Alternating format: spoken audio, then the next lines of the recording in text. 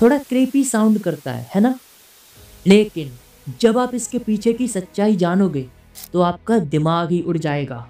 Venus के बारे में एक ऐसी रिसर्च सामने आई जिसे सुनकर जुड़वा बहन धरती का तो दिल ही टूट गया। और जीपीएस सिस्टम इतने एक्यूरेट कैसे होते हैं, ये सुनकर तो आपके होश ही उड़ जाएंगे।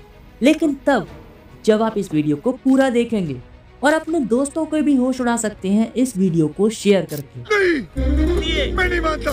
मैं हूँ CST और आप देख रहे हैं CST क्रिएशन अमेजिंग फैक्ट। तो चलिए शुरू करते हैं। Number 1, rotational flattening. हमने यूनिवर्स में अब तक जितने भी प्लैनेट स्टार्स देखे हैं वो सभी मोस्टली गोल होते हैं। जैसे जुपिटर गोल है, धरती भी गोल है, सैटर्न को देख लो वो भी गोल दिखाई देता है। लेकिन यहाँ पर एक ट्विस्ट है, सैटर्न गोल नहीं है। सैटर्न अपने पोल्स पर फ्लैट है और पोल के जो फ्लैट होने का कारण है वो है रोटेशनल फ्लैटनिंग।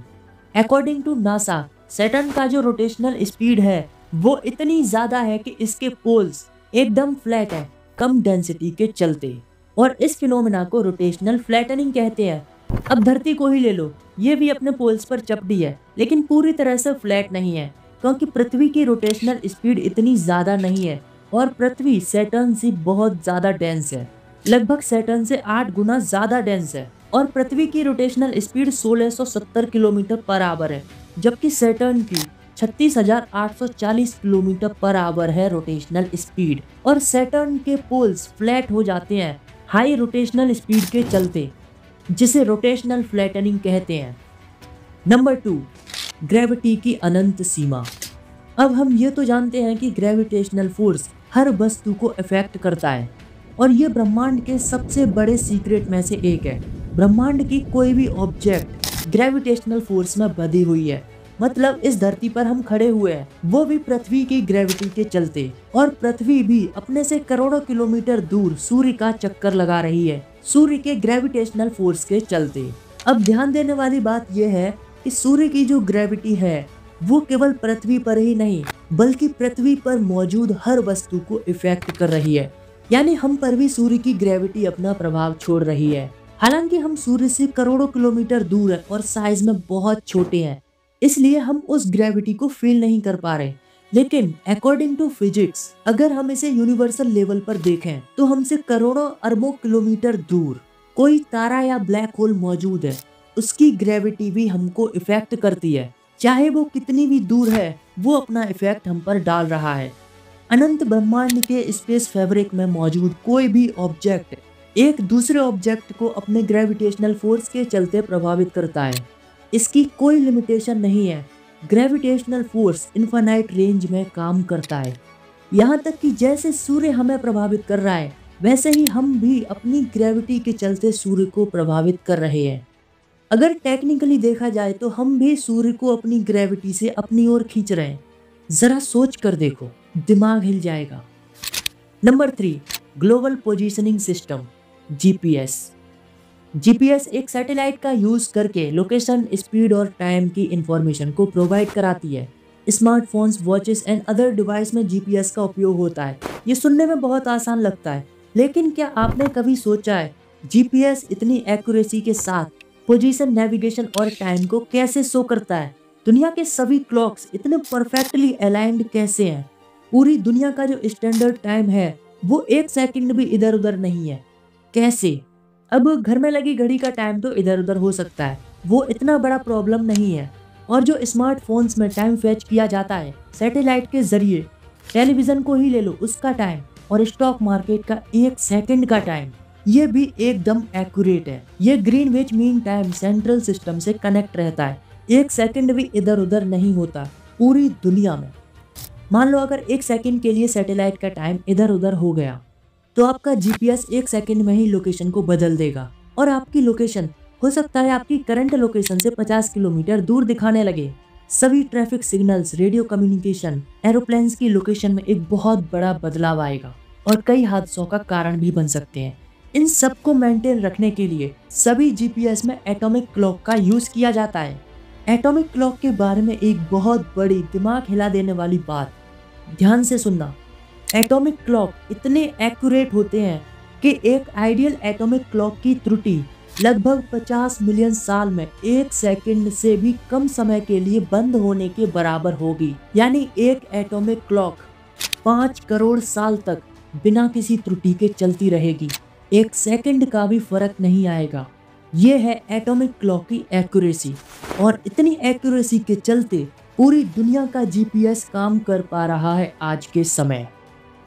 नंबर 4, नेगेटिव मास पार्टिकल। रोजमर्रा की दुनिया में हम किसी वस्तु को धक्का देते हैं तो वह उसी डायरेक्शन में एक्सेलरेट होती है, न्यूटन का सेकंड लॉ ऑफ मोशन। लेकिन क्या आपने कभी सोचा है कि किसी वस्तु को धक्का देने पर वो आपके पास ही आ जाए अपोजिट डायरेक्शन में, जैसा कि हमें टेनेट मूवी में दिखाया गया है? क्या किसी वस्तु का द्रव्यमान नेगेटिव हो सकता है? जैसे कोई 10 केजी की वस्तु -10 केजी की हो सकती है? तो इसका जवाब है हाँ। कितना वियर्ड सा साउंड करता है, -10 केजी की वस्तु, मतलब कैसे पॉसिबल है कोई वस्तु नेगेटिव में, माइनस द्रव्यमान वाली वस्तु? तो अकॉर्डिंग टू साइंटिस्ट, जब इस ब्रह्मांड का निर्माण हुआ था तो निर्माण के समय ऐसे पदार्थ भी बने थे जिनका मास नेगेटिव में था, और अगर वैज्ञानिक इन नेगेटिव मास पार्टिकल को धरती पर लाए कैप्चर करके, तो उसी तरह के प्रभाव देखने को मिलेंगे जैसा कि हमें टेनेट मूवी में दिखाया गया है। पलटाई हुई वस्तुएं, नेगेटिव मास, एक्शन से पहले रिएक्शन, अगर उन वस्तुओं को पकड़ने की कोशिश करेंगे तो वह हमसे दूर चली जाएंगी, और अगर उनको धक्का देंगे तो वे हमारे पास आ जाएंगी बिना उनको टच किए। हालांकि वैज्ञानिकों ने इन नेगेटिव पार्टिकल्स को ऑब्जर्व नहीं किया है, लेकिन मैथमेटिकली ये प्रूव्ड है कि जब ब्रह्मांड का निर्माण हुआ था तब ये नेगेटिव मास पार्टिकल ब्रह्मांड के साथ बने थे। नंबर 5, क्या आपको पता है ये जो वीनस है, जिसे हम पृथ्वी की जुड़वा, पृथ्वी की बहन कहते हैं, अब तक उसके बारे में हम ये मानते आ रहे थे कि वीनस भी पृथ्वी की तरह कई समानताएं रखता है। दोनों का आकार, द्रव्यमान और घनत्व लगभग सेम है, और खनिज संरचना भी लगभग सेम है। हाँ, लाइफ को लेकर 19-20 का तो नहीं, लेकिन 19 लाख का फर्क जरूर है। फिर भी हम ये मानते थे कि वीनस पर कभी लाइफ पॉसिबल हो सकती थी।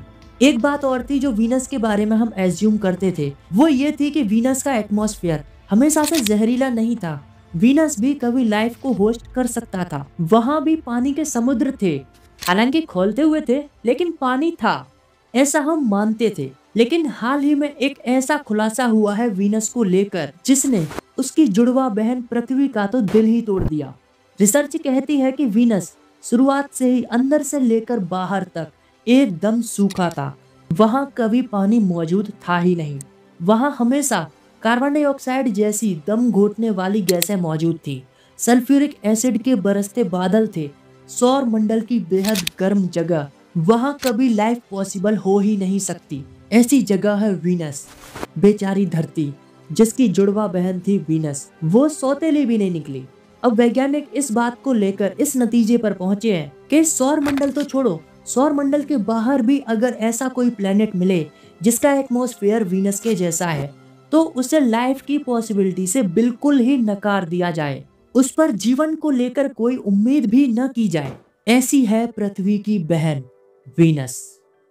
Number 6, television statics. क्या आपने अपने टेलीविजन में ये रैंडम ब्लैक एंड व्हाइट मच्छर जैसे देखे हैं जो एंटीना सिग्नल के कमी आने पर आ जाते हैं? ऑब्वियसली आपने देखे होंगे, और आपको देखकर ऐसा लगा होगा कि हटाओ यार, क्यों नहीं आ रहा सिग्नल। तो क्या आपने कभी सोचा है ये ब्लैक एंड व्हाइट दिखने वाले मच्छर क्या है? तो आज इनके बारे में सच जान लो। ये ब्रह्मांड का सबसे बड़ा रहस्य है। अब जो मैं बात बताने वाला हूँ उसे ध्यान से सुनना। ये ब्लैक एंड व्हाइट मच्छर, ये रेडिएशन वेव होती हैं जो ब्रह्मांड के सबसे बड़े रहस्य बिग बैंग को समझने में मदद करती हैं। एग्जैक्टली सही सुना आपने, ये ब्लैक एंड व्हाइट मच्छर ही ब्रह्मांड का वो रूप है जो बिग बैंग के 1 सेकंड बाद बना था। ये ही पूरा ब्रह्मांड है जो रेडिएशन वेव मिलकर हमें दिखाती है। ये रेडिएशन वेव तरंगों का छोटा सा ब्रह्मांड है जो हमें दिखाती है कि बिग बैंग के 1 सेकंड बाद एग्जैक्टली क्या हुआ। Can you imagine? आपने कभी ध्यान ही नहीं दिया होगा। हम जाने अनजाने में ब्रह्मांड के निर्माण को देख रहे थे, बिग बैंग की घटना अपने सामने देख रहे थे। जब ये मैंने सुना तो मेरा रिएक्शन कुछ ऐसा था, लिटरली आई शॉक्ड। इसे टेलीविजन स्टैटिक थ्योरी कहते हैं। टेलीविजन स्टैटिक में कॉस्मिक माइक्रोवेव बैकग्राउंड रेडिएशन होता है, CMB। ये वही CMB है जो ब्रह्मांड के निर्माण के दौरान, ब्रह्मांड की पहली चमक के दौरान दिखाई दी, जिसे हम सब ने नजरअंदाज किया। हालांकि 2013 से हमारे टेलीविजन एनालॉग से डिजिटल में बदल गए और अब बिग बैंग जैसी घटनाएं देखने को नहीं मिलती। अब तो मच्छर की जगह डायरेक्टली नो सिग्नल लिखा हुआ आ जाता है। लेकिन अगर आपके पास भी कोई पुराना टीवी है जो धूल में पड़ा हुआ है, तो अब उसे बाहर निकालने का टाइम आ गया है, क्योंकि हमारे ब्रह्मांड के जन्म के बारे में, यानी बिग बैंग को देखने से ज्यादा रोमांचक और क्या ही हो सकता है। तो मैं तो जा रहा हूँ बिग बैंग देखने। आप भी देख सकते हो बिग बैंग वीडियो को लाइक करके, और अपने दोस्तों को दिखा सकते हो वीडियो को शेयर करके। अच्छा। और हाँ, चैनल पर नए हो तो सब्सक्राइब करें। तो मिलते हैं एक और एपिसोड में, तब तक के लिए थैंक्स फॉर वॉचिंग।